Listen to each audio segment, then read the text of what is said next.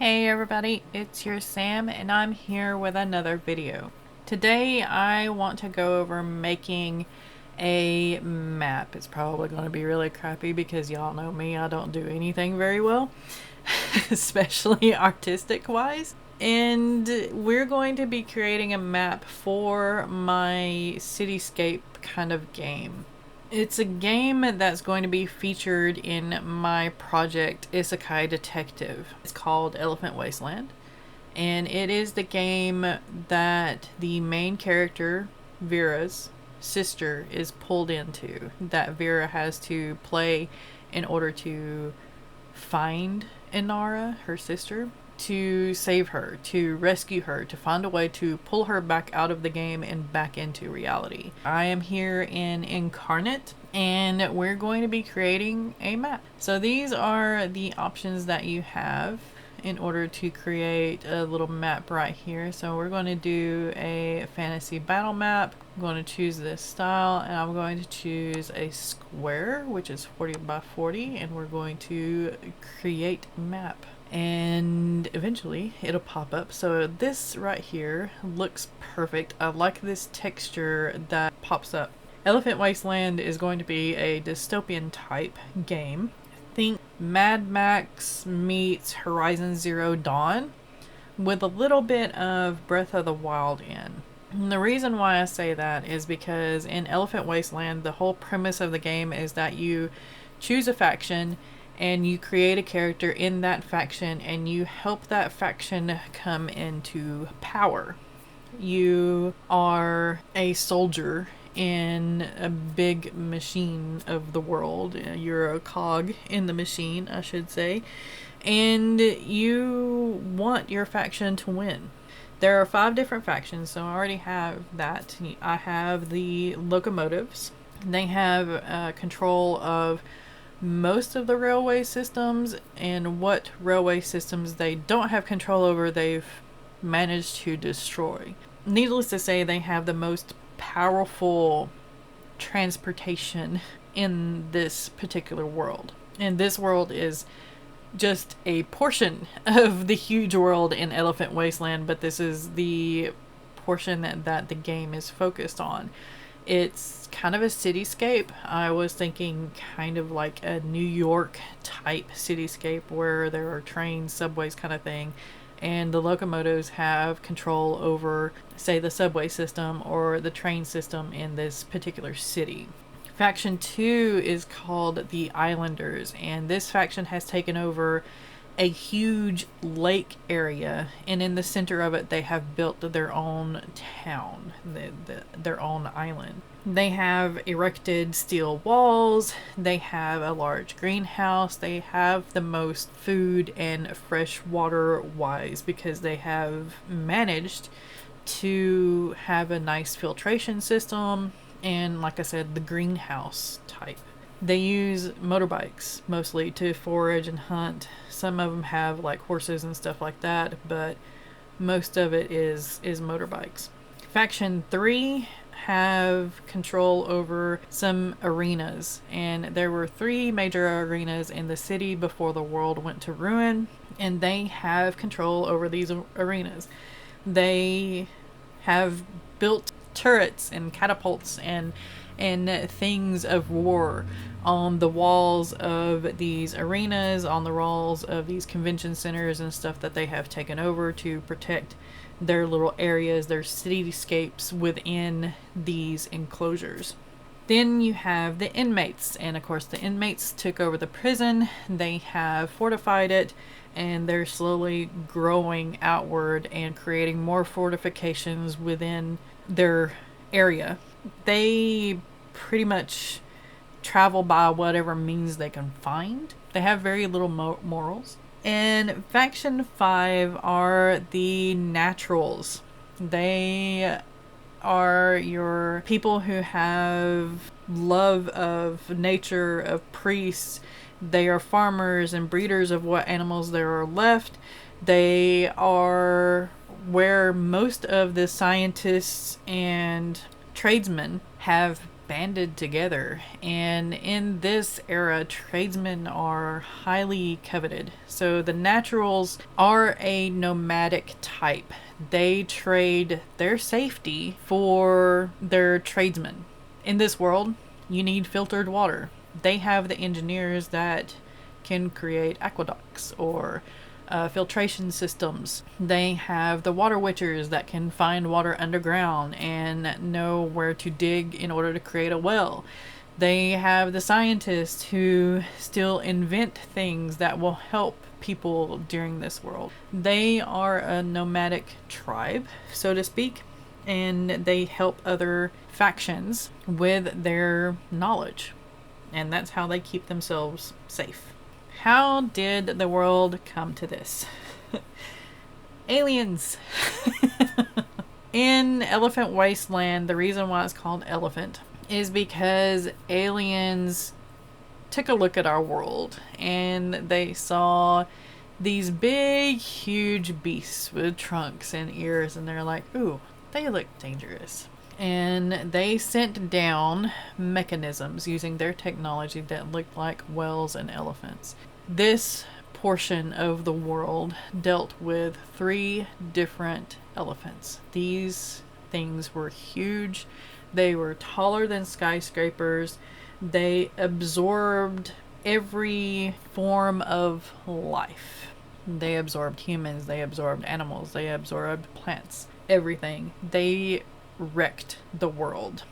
The aliens used these creatures that they sent down, the technology that they sent down to absorb life in order to enhance their own. They use the life force of a planet, the things that live upon a planet, in order to create energy for themselves, to create resources for themselves, to create food for themselves. And that is why the world went awry.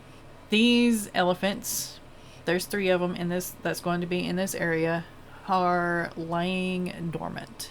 The humans that have survived don't know if they're going to come back alive or if the aliens have officially left. They have no means of really knowing if the aliens are coming back. They keep watch of the skies, especially the naturalists, because they have the ability and the knowledge to still, and they're trying to figure out if it's safe to become human again. So without further ado, I'm going to jump over to Mappa Imperium. I do have a video where I played through Mappa Imperium. I'll put it up in the cards. And I will also have the link to Nookrium's Mappa Imperium for you to purchase as a tool for you to use in order to create these wonderful maps or D&D campaigns or anything like that, because it's amazing and I think everybody should have it. So here is the link right here that I'm going to share you. This is the creation of Nookrium. This is Mappa Imperium. I'm not going to play through the whole thing like I did before because I only need like a couple of eras. Here's the basics that you can read through if you want to. Here's the drawing. I'm going to be using Incarnate because I am a terrible drawer. And then here's the play overview. And like I said, we're only going to use like 2 or 3 eras right here. So era 1 is creation. Now we're not going to use very much of this at all because, like I said, this is all one city type. This is all the destruction of a single city. But I am going to roll a couple of things to add a little bit of geography in. So what I need is 2 6-sided dice in order to add a little bit of geography. Alright, so I rolled a 9, which is a desert, which is what this is anyway. 9 again. A 4, so we're going to have a few hills. I'm going to do the stamp tool over here, and I'm going to open the catalog, and we're going to find some hills, maybe. Yeah.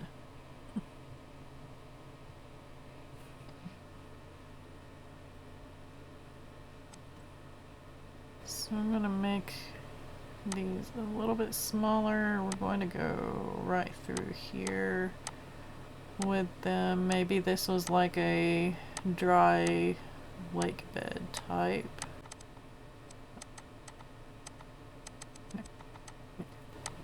has kind of come out to a point where these are smaller dunes. Now then, we have some dunes.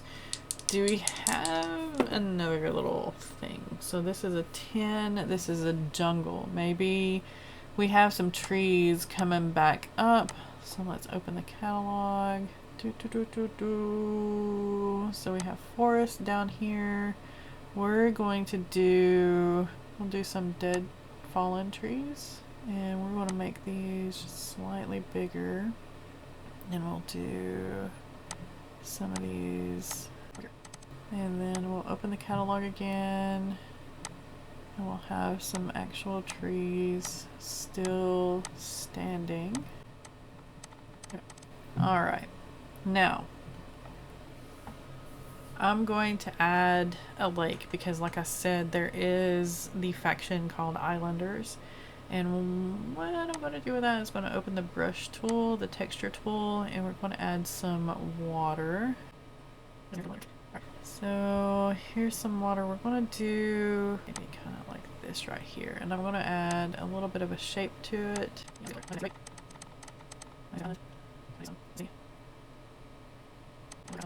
Alright, so there's the island. We have that done. We have the creation part done. Next we're going to do resources. So we're going to place some resources because these factions have to have some kind of power over one another. So let's go back to this and we're going to do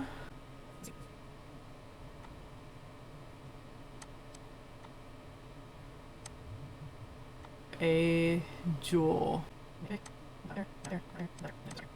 Now, I already know the different factions that I want, so instead of rolling to figure out what factions I want, I'm just going to put some text here, and I know that these are the Islanders, and we're going to make this text just a little bit bigger. And then let's say that the Naturals home base is over here. And we'll say that this is the arenas. And this is the inmates. And that leaves kind of up here for the locomotive. So we have all 5 factions placed. And now we're going to scroll on down. And this is going to be the Pantheon. So each civilization needs something to believe in, and Mappa Imperium knows that. Is we're going to roll 1 6-sided dice to see how many deities each faction is going to have. I'm actually going to leave this for the next video. Haha, kind of a cliffhanger, right? Right. Long video is long, so I'm going to break it into 2. I do apologize for that, but yeah. In the editing process, it was like, yeah, this is 45 minutes long. Let's cut it here. Anyway, thank you for watching this part 1 of the creation of Elephant Wasteland Map. I will be back with the second portion another day. So make sure to subscribe. Make sure to ring that bell to get notified whenever I do upload a video. And thank you again so much for watching. Be kind to one another out there. Be kind to yourself. Stay safe. Keep writing. Keep being creative. And I will see you next time.